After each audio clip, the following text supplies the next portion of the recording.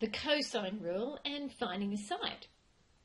So sometimes we can't use the sine rule because the sine rule relies on us having two angles and two sides. So another rule that we could use is the cosine rule, which relies on us having three sides and an angle. And here in the box you can see the rule, and this rule actually appears in your formula book. So once again we have an angle on the side opposite. It is labelled by A, angle A, B, side B, angle C, side C. But the thing is, it's all well and good knowing a formula, but we need to be able to apply it. So I think the best way is to start thinking about it and using the same kind of concept that we used in the sine rule. So here I'm trying to find x, and so that is a side, and then there is an angle that corresponds to that. So I'm going to circle it, and I have two sides that are by themselves without any angles. So once I've got this shape, I'm going to now know that I'm using the cosine rule. And the cosine rule says that the side I'm trying to find, if I square it, then that's the other two sides squared minus 2 times those same two sides multiplied together, and the cos of the angle, which is the only angle I have in this case, which is 53 degrees. So this becomes, if I work this out, 99.56439 and so on. And so x, and this is where the mistakes are going to happen if they happen, we need to now take the square root, because this was really x squared equals this.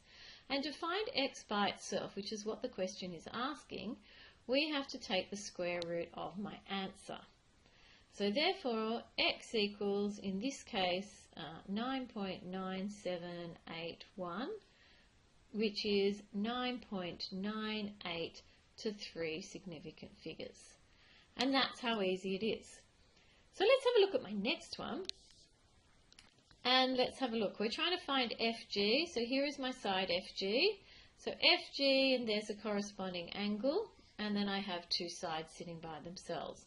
So I can say then that FG squared, because it's the unknown, is the two sides squared minus 2 times the multiplication of those two sides and the cos of the angle. So then FG squared is going to equal, and my calculator gives me 43.6338, etc. So FG then is going to be the square root of that, and we're going to always remember to take the square root, and this gives me 8.60559, etc. So therefore FG equals 8.61 units, because I don't actually know what the units are, to 3 significant figures. And that's all there is to it. So let's have a look at a couple more examples. Might be a good idea to pause the video and have a go yourself. Finding xz. So xz is here, so it's an unknown, and its side. And I have two sides that I do know. So I can say that xz squared, I'm not sure why they all disappeared, but we'll live with it. Xz squared is equal to one side squared plus the other side squared minus 2 times both those sides and cos of the angle. And what we end up with in this case is that xz squared equals 106.328 and some numbers.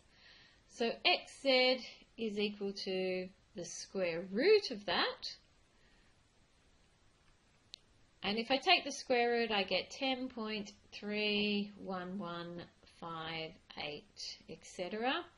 So therefore, xz equals 10.3 meters in this case, to 3 significant figures. And that's all there is to it. Last question, similar thing, and you can see guys, they're all just becoming exactly the same. I have a side and an angle and two sides. So once again, I'm finding x. X squared equals the 2 sides squared minus 2 times, we multiply the sides together, and we find the cos of the angle. And then the calculator gives me 30.356. So x must be the square root of that. And if I work that out, I get 5.50969 with some numbers. So x equals 5.51 to 3 significant figures. And that's all there is to it. Stop the video now and then watch the next video, which is about finding an angle using the cosine rule.